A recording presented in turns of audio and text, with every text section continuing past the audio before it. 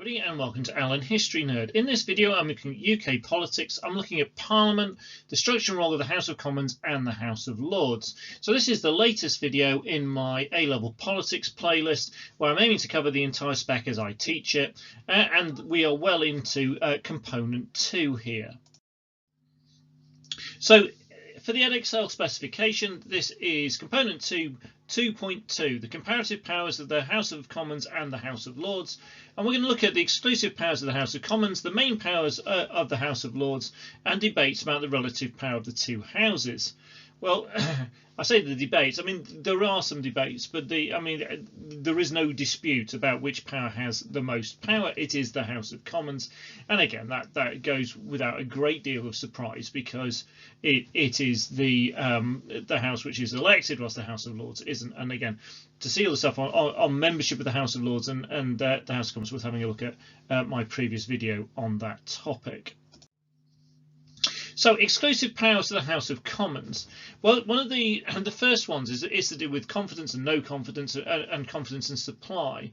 So the House of Commons can hold a vote of no confidence and actually bring down a government, because a government, according to Parliamentary Convention, must resign if it loses a vote of no confidence. We had a kind of bizarre situation in 2019.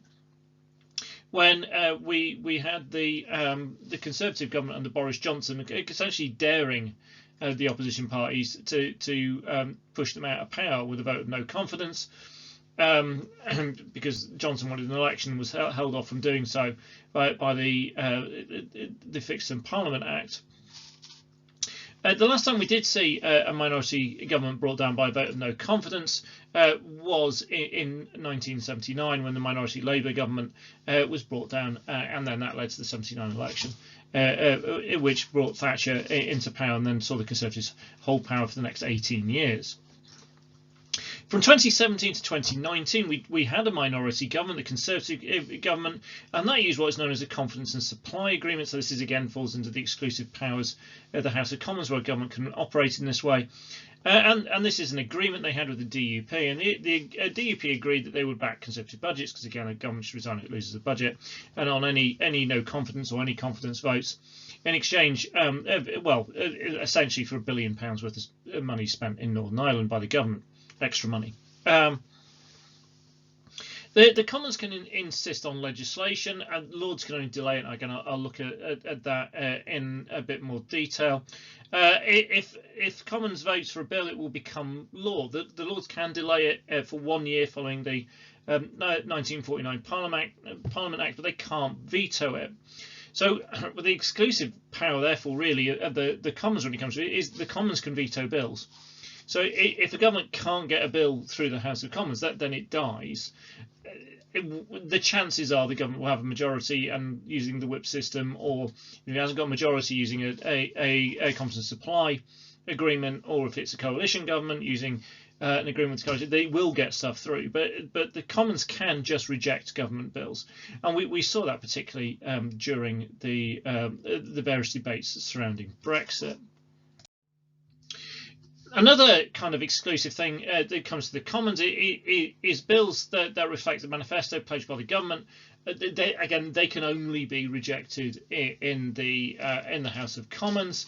The House of Lords can't block it, and that goes back to something known as the Salisbury Doctrine. And again, I'll look at that in a bit more detail when I do the House of Lords. The Commons has sole charge of finance and money bills.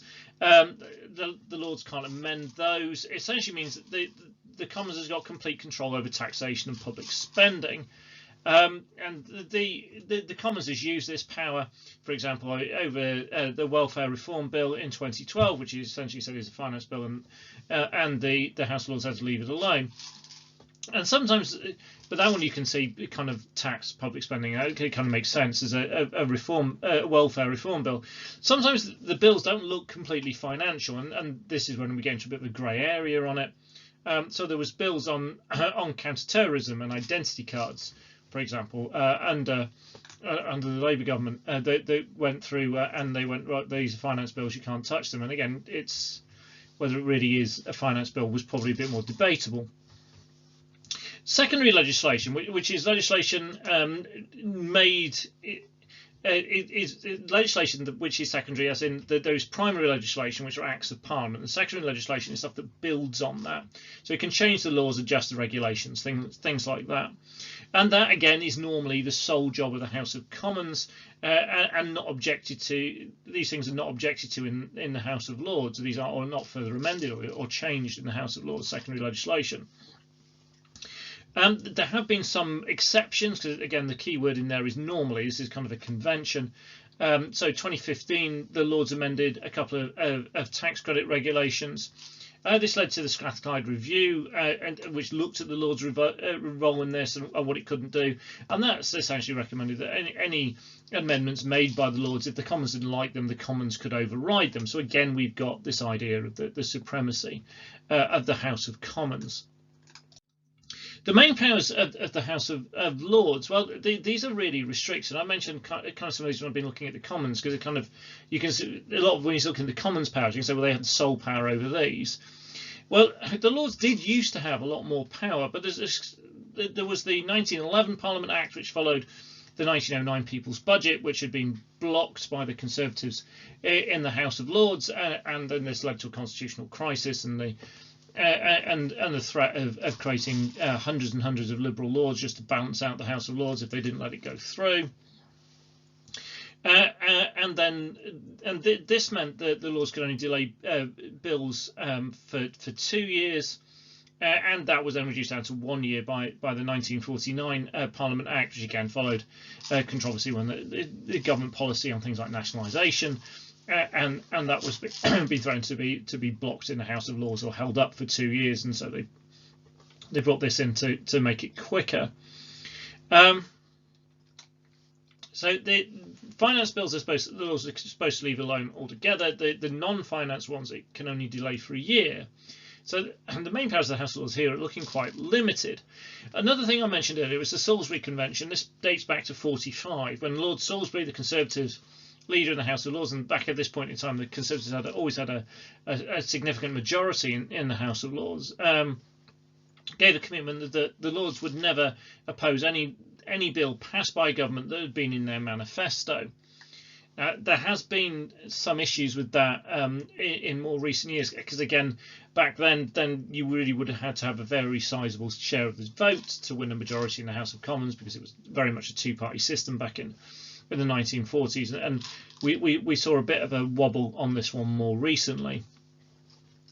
So the Lords plays a major role in scrutinising and revising legislation, and it can propose amendments which a government may or may not accept. As the kind of chief revising chamber, that's a major part of what the House of Lords does. There is a kind of a power which is buried in there, which it could be significant if ever tested, that if a government tried to outstay the 5 years set down as a maximum term, then the House of Lords can force a general election at that point if a government's decided that it doesn't want to go to the people. But again, that's not one that's been used, but it is a power that's built in there. Now, the debates around relative power of the two houses, as I said, there isn't that much of a debate really, because clearly the Commons has the most power.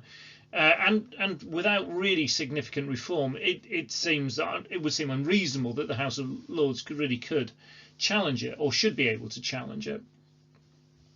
Now, there have been a series of election results and things that have cast concerns of legitimacy over various governments in more recent elections. And in these moments, often there's an idea that the Lords can actually step in and act as more of a check. Especially as the House of Commons really has a rather limited ability to check a government because of party politics and party partisanship and the whip system and all that. So in a way, almost you could say that the Lords becomes more important when there's a big majority, because at that point the only thing that's going to really be scrutinising, potentially blocking bills or even holding them up, is going to be the Lords, because it's going to sail through the Commons. But there's been a couple of elections which have given rise to this idea that, well, this second chamber checking stuff is important. So 2005, Labour won a majority, but they only got 35.2% of the popular vote. The Lords then challenged the bringing in of identity cards, even though Labour had pledged in the manifesto that they were going to do it, and they said, well, the Salisbury Doctrine doesn't really apply if you only get 35% of the vote. We've then got things like the Salisbury Convention become really difficult when you've got a coalition government. So whose manifesto do you base it on? Or when you've got a minority government like we had it in 2017. So the coalition from 2010 to 2015, the minority government 2017 to 2019. In those circumstances, you suggest that the House of Lords potentially has a bit more power. And there is talk about a kind of revitalised role for the House of Lords. They're becoming more important. So since 1999, there has been some reforms to the House of Lords, making it more legitimate with the removal of the vast majority of hereditary peers. And again, if you look at the video on the membership of the two houses, there are some safeguards and various things that are put in place. So this should mean that everybody in the House of Lords is someone who has been appointed there and has in some way earned their place in the House of Lords through service to the British people in some form or other. Again, that can be debated, but that's the theory at least. And therefore, the Lords has therefore been emboldened in terms of challenging governments and saying, right, we don't think you should do that, or we don't think you should do this. And when it comes down to it, sometimes the Commons has to still go to that last resort of the Parliaments Act to push bills through. And there's been some notable ones on that. So in 2000, there was the bill that equalised the age of consent for gay and heterosexual couples. And in 2004, there was the ban on hunting with dogs, the famous fox hunting ban. And in both those cases, the House of Commons kind of had to pull out the full force of the Parliament Act and go, look, no, we're in charge. You can't stop stuff. One of the other big changes that came following 1999 is that the vast majority of hereditary peers were Conservative, and so the Conservatives had an inbuilt majority in the House of Lords, and they don't anymore since that's changed. And we can see this with some of the statistics about challenges to the government from the House of Lords. So when the Conservative government of 79 to 97 was in power, they suffered on average about 13 defeats a year in the House of Lords. Whilst the Labour government 97 to 2010 suffered on average 40 a year. I mean, there was some quite controversial stuff during that with the war in Iraq and things like that. You could say maybe that fills into it, and they didn't have the majority in the House of Lords that the Conservative government 79 to 97 had enjoyed.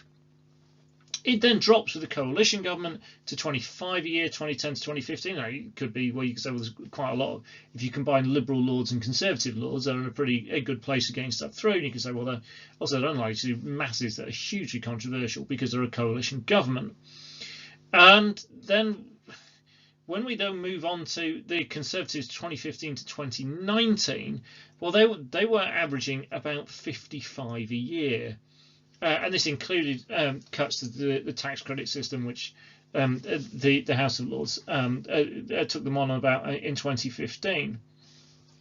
So we can see an emboldened House of Lords, maybe a feeling of greater legitimacy, and it'll be interesting to see what happens with this going forward and what form possible future Lords reforms might take. I hope that's been useful for you. If it has been, then please hit the like button. If you haven't subscribed to my channel already and you're interested in anything to do with A-level politics or A-level history, then there's loads and loads of videos on there for you to help you, or if you're just generally interested in UK and US politics, there's loads of stuff in, or if you're just interested in different bits of history, there's loads of interesting bits on there. So if you haven't subscribed already, please do turn on notifications so as I add more and more videos, then you'll get told about them. If you have any questions or comments, then please leave those below. Thank you very much for watching.